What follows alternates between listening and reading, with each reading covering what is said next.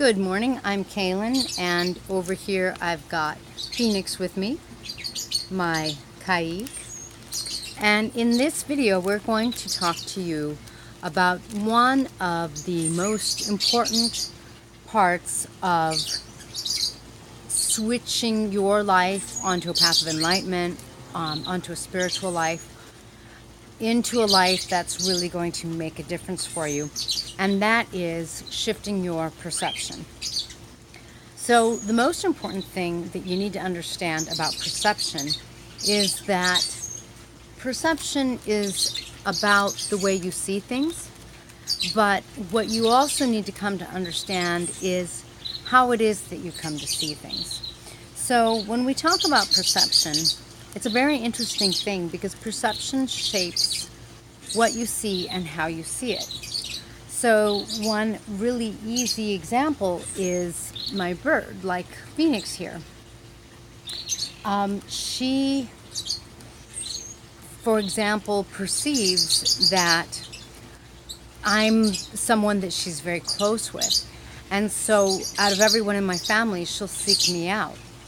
And you know, I want to get her a mate, and at that point it may shift her perception.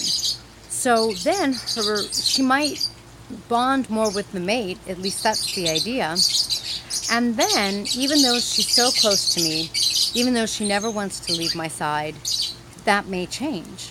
So how she feels about me might change. Birds don't think the way you and I do. That's my perception. But the way that she does or doesn't think, that kind of thing, is going to change. It's really her perception.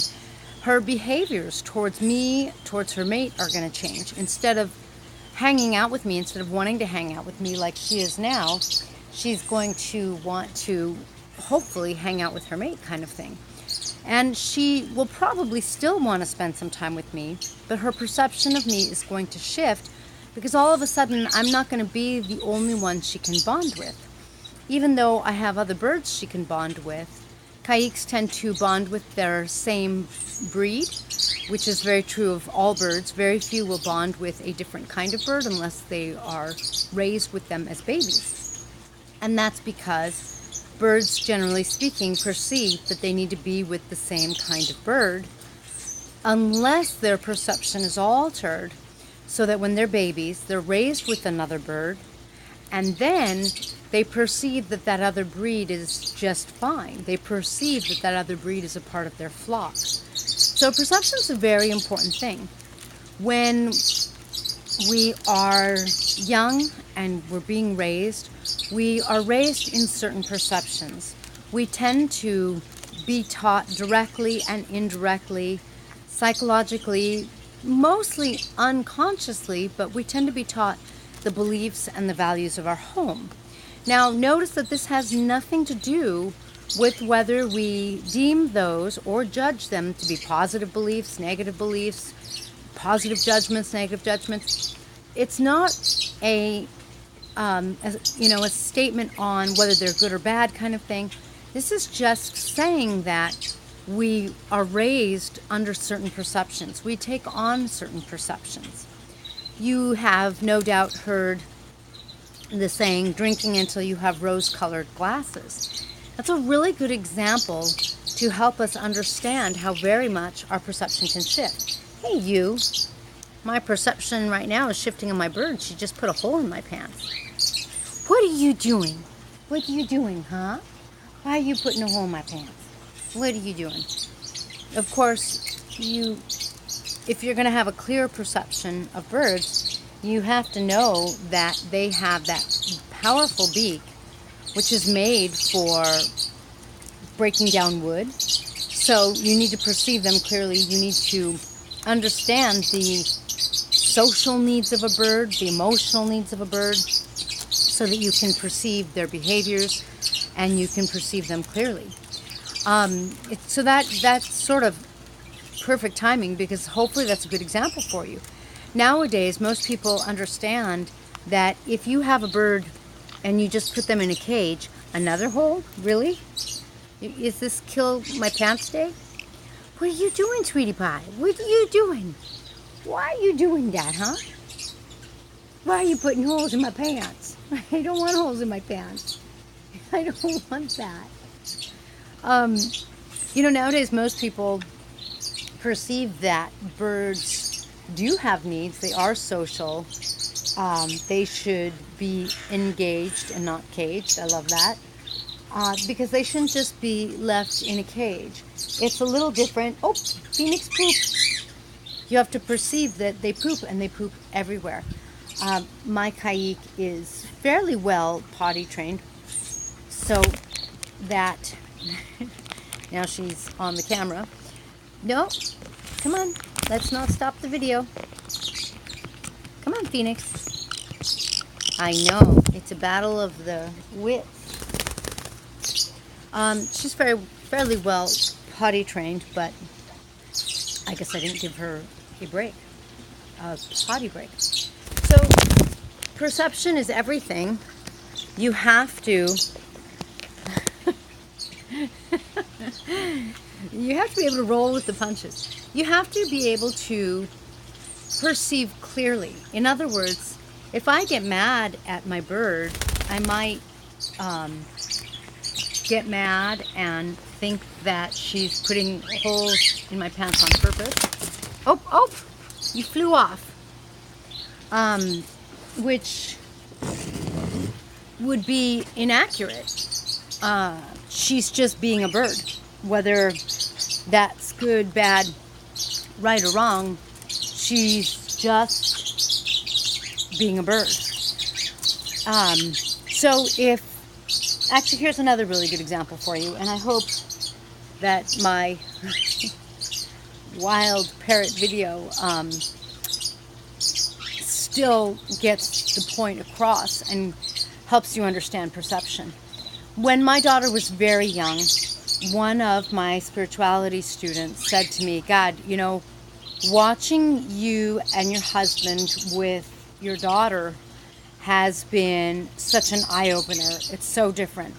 And he said, we were raised that children should be seen and not heard. And you're raising your daughter so differently. She is absolutely heard. When she starts to speak, especially when she was, just learning to speak, and up to about 2 years, 3 years, he said, you guys stop and listen to her. So it's the opposite of seen and not heard. It's more like seen, monitored, accounted for, understanding that she is learning to perceive the world. She's learning to walk. She's learning to talk. She's learning to touch everything. And that's not going to be unheard in my house. On the contrary, just like my Kaik right now, is being naughty and putting holes in my pants, I'm not chastising. I'm not putting her in her cage. I'm talking to her because she's just doing things. I perceive that there should be no judgment, because that's another spirituality principle, because spirit doesn't judge, and therefore, hi, you came back. And therefore, I don't judge her for putting holes in my pants. Instead, I perceive that she's a bird, that she's got this beak that's going to destroy things. She's got a curiosity bug that's going to get into everything and anything she can find. Very similar to a child. And therefore, she's not going to be seen and unheard. Actually, birds are very loud. You might hear my lovebirds over there. On the contrary, she is she's seen. She leaves evidence in her path that she was seen. And I perceive that she's a normal, healthy bird. And I perceive that I need to give her an environment in which she can do these things. Oh, did you hear that? You attracted another bird, a wild bird. I wonder what that is. I can see it, but I don't know what it is. Why is perception so important? And why is it so important to actually, you can say, I'm trying to decide which word I like best. I'm setting my sights on writing a new book. Hi, Kobe. I can see my cat through the window.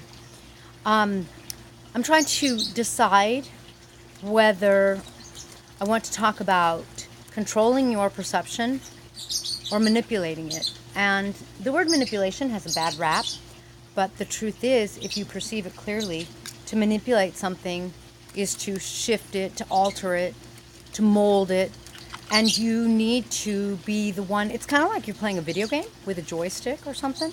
You need to be the one controlling the joystick if the joystick is your perception. And so I'm trying to decide whether I like the word control. Ooh, is that a... Wow. I wonder if my neighbor lost a bird. You need to control it, but you also need to manipulate it, not in a negative connotation way, in a positive way. So, why is it so important to... Oh, I think it's Quakers. The wild Quakers are back. Yay. Why is it so important to control our perception? Hi, sweetie. Because our perception will come from what we have heard, what beliefs we've taken on, and it isn't necessarily coming from us. So spirituality, in some ways you could say, or enlightenment, is all about discarding what has come from the outside, what you've seen in the outside, what you've absorbed from the outside, what you've believed from the outside, and instead coming from the inside. After all, when you come from the outside, that's what you can call the false self, the ego self.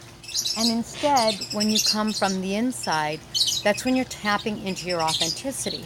And we all know that when we're authentic, everything is so different. When we're authentic, we feel better. When we're authentic, we are guided from within, or we can tap into guidance from within. When we're authentic, we can hear ourselves more, how we feel, what we want, what we're dreaming of, what's important to us. And when we're authentic, we can therefore tap more into our own pleasure, our own happiness, our own fulfillment, and even the fulfilling of our own dreams. So it's really important to shift our perception that way. It's really important to mold it. It's really important to tap into a clear perception, to discard what Abraham calls the peanut gallery, and instead to start to focus on ourselves. Oh, do you like my bird hairdo? This is a Kaik hairdo. I live in these hairdos these days. So discarding that perception, it is something that doesn't happen overnight. It takes time because you have to become aware of, let's say, what the peanut gallery is saying. You have to become aware of the beliefs, maybe the values too. That's not to say that they're good or bad. It's to say that you want to become aware of everything that you believe in, everything you think is important, everything you're putting your time and your energy into, and assess it. Maybe you'll decide that it is a good value, that it's a good belief to have, but think deeply, because we tend to take things at face value. Maybe you will decide to shift your belief. Maybe you'll decide to change how you operate in your life. The most important thing, again, is that when we're on that path to enlightenment, when we're living a spiritual path, and one of the key parts that creates all of the shift, the change, the transformation, and that brings us into a deeper connection, not just with our authentic selves, but with our source energy or our higher energy or our God, however you want to say it. What does that is having that clear perception. Having that clear perception, and in that sense, having manipulated your perception, is almost like getting on your cell phone and having a clear connection and being able to hear the higher aspects of yourself or your source energy, versus driving through a tunnel where it's all staticky and you don't hear very well. That happens to me when I call my workers. It's very loud at our factory, and so sometimes, I hear, I need to talk to you, really important, and I miss everything. And I'm like, can you say that again? Can you say that again? Because it's not a clear connection because of all the interruption. You want to have a clear connection if it is that you want to walk on a path of enlightenment, if it is that you want to have a life that has a clearer vibration, that resonates higher, and that brings you closer to your own happiness, your own fulfillment, your own self, your own place of feeling like you're in the flow and feeling like everything is working out. Of course, one of the tools that I use the most, which I would call it an active meditation tool, but so I would say next to meditation, is getting in the flow.